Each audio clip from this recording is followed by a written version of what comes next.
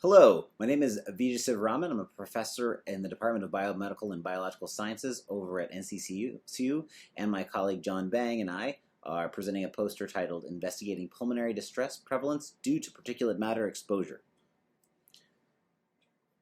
The air quality in North Carolina has improved as of late. However, there are still locations where the air particulate matter is relatively high, and it's associated with the increase in asthma or the relatively high levels of asthma, specifically in ethnic minorities. We believe that the PM2.5 in the air pollutants are likely the major contributor. PM2.5 is a particulate matter that can actually seed into the alveolar spaces because of its small diameter, and as a result is something that needs to be appropriately assessed in the community.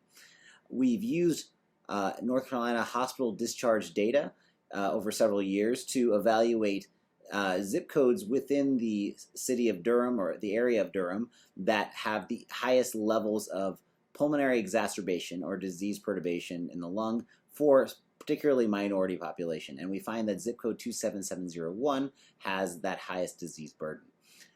Further, we use census tract data to develop a more granular map of populations for us to use to set up and collect our PM for monitoring as well as collection. And finally, we've performed cell toxicity assays in vitro to evaluate the toxic potential of this ambient air. Okay, to be clear, our methods. We used hospital admissions data from North Carolina that we obtained from the UNC Shep Center from 2012 to 2017.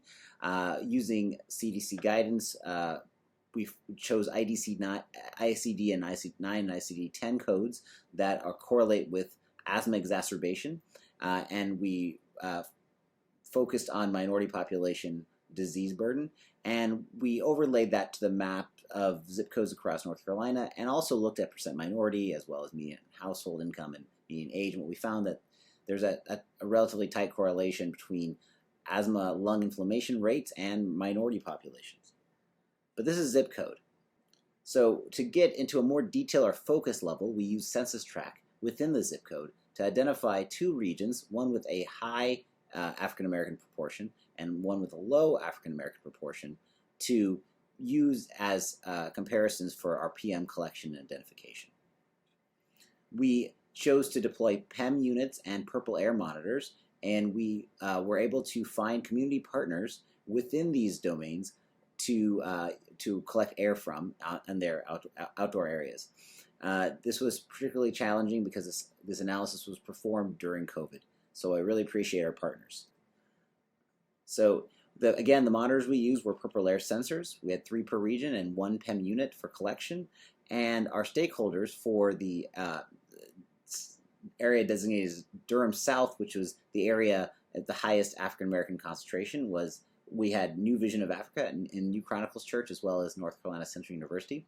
And for the northern region of Durham, the Durham census, where we have a higher, the lowest population of African American, we found we had Bethel Synagogue and Grace Church as stakeholders.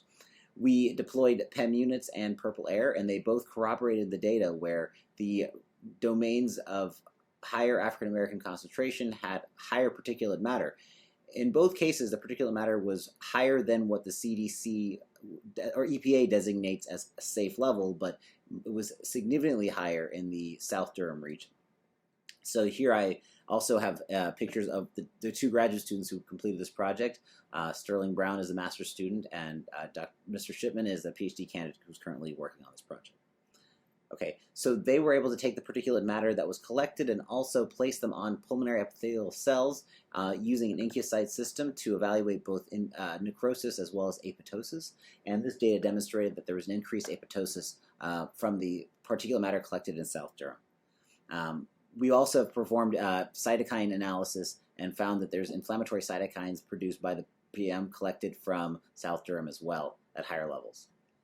So in conclusion, we've been focusing on pulmonary health disparity in the city of Durham to understand if particulate matter contributes to this.